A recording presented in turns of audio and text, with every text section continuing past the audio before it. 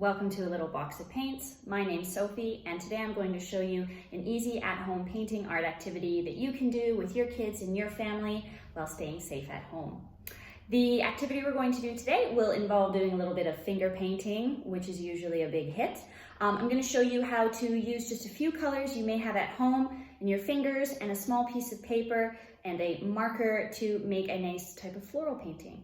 I was actually inspired by my friend Margaret, who did a similar activity with her kids and shared it with me, and now I'm passing it on to you. So thanks for the idea, Margaret, for sure.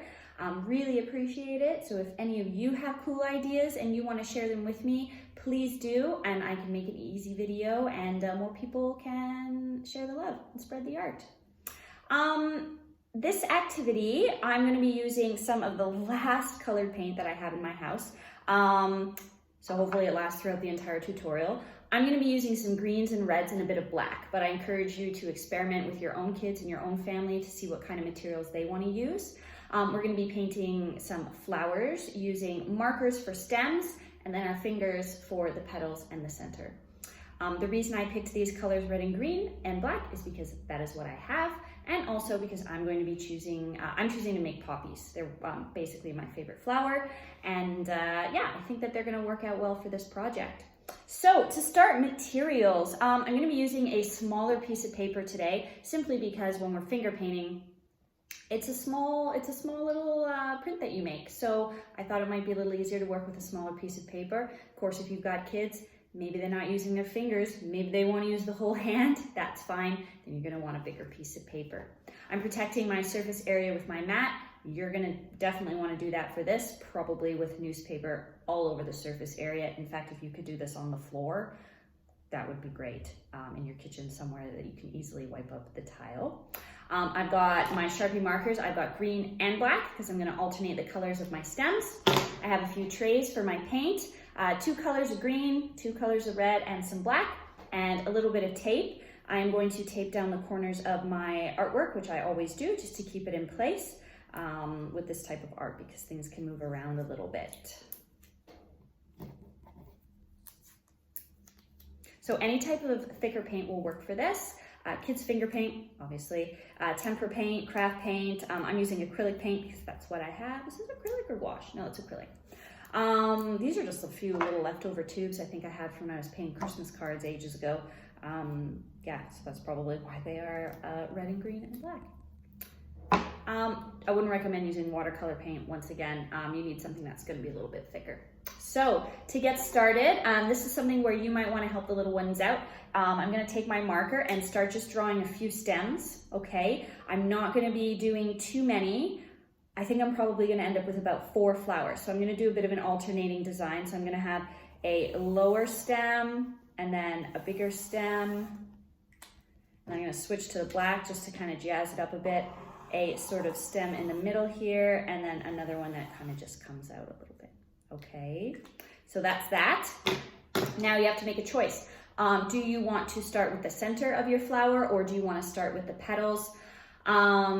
If you're using a yellow or a really light color, you might want to start with that, regardless of whether it's for the center of the flower or the petals, because yellow, since it's such a light color, it's usually a good choice to start out with that.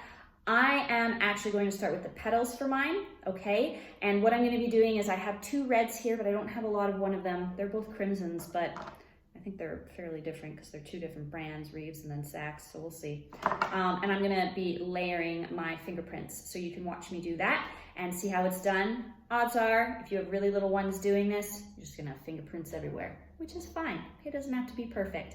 If you're doing an activity like this with kids who are a little more upper elementary, they'll probably be able to kind of think about where they're placing their fingers. And if you're doing this as an adult too, then I encourage you to think creatively about what colors you layer on top, okay? So I'm gonna take my finger, my index finger, and I'm gonna put a little bit of paint on it, all right?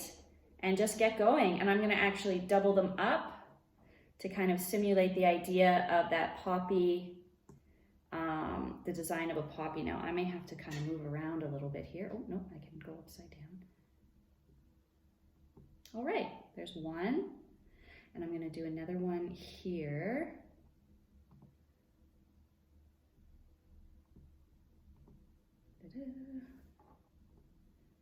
Oh, this is fun. I wonder if kids love fingerprinting. Okay, now I'm gonna take that other red and let's see if it does actually make a bit of a difference. I'm putting it on top. No, it is basically the exact same color. So that's no problem. I'll just use it up because I already squirted it.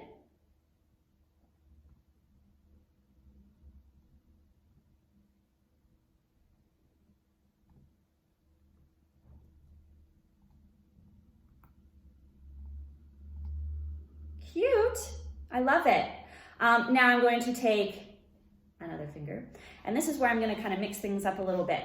I'm going to use a bit of light green on some of the poppies and dark green on some of the other ones. You could probably encourage your kids to play around with the center of the flower as well if you like. So I've got this darker green here that I'm going to put over top of the ones with the black stem, and then this lighter green here that I'm going to put on the ones with a green stem. And now the last part, I'm running out of fingers, I'm going to take just a little bit of black and I'm just going to kind of add it to the edge of one of these so that it's just got a little bit of that black kind of tint to it.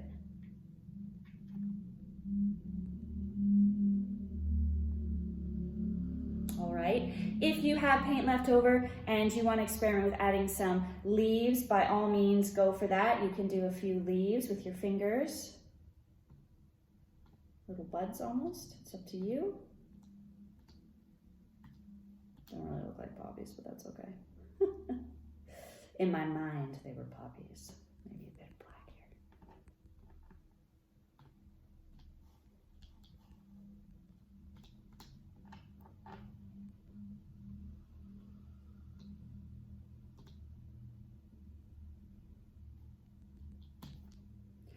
There you go. I definitely should have put some paper towel beside me for this, but I didn't. Oh my goodness. I would 110% recommend that you actually have paper towel beside you. Just gonna wipe it off on that. No big deal. I'm just gonna peel this up so you can get a good look. I still have a bit of paint on my fingers, so like I said, definitely want to have some paper towel beside you. And yeah, let's see how these turned out.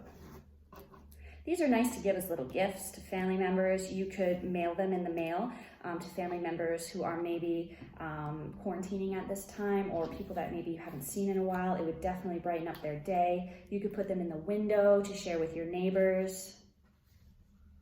And there we go. Fingerprint flowers. So if you end up doing this activity, please share it with me so I can share it with everybody else on a little box of paints. All videos can be viewed on the YouTube channel for Little Box of Paints. There's quite a few. I also do another series with Art for Grown-Ups where we create some relaxing art and share a cocktail. So keep an eye out for those too, if that's something that you may be into once the little ones have gone to bed and you want to do a bit of art on your own. You can follow us on Instagram at A Little Box of Paints, and there's also the Facebook page, A Little Box of Paints. Hope you enjoyed this activity. Can't wait to see the work that you and your little ones produce. And I hope you have a super awesome day. I will see you later.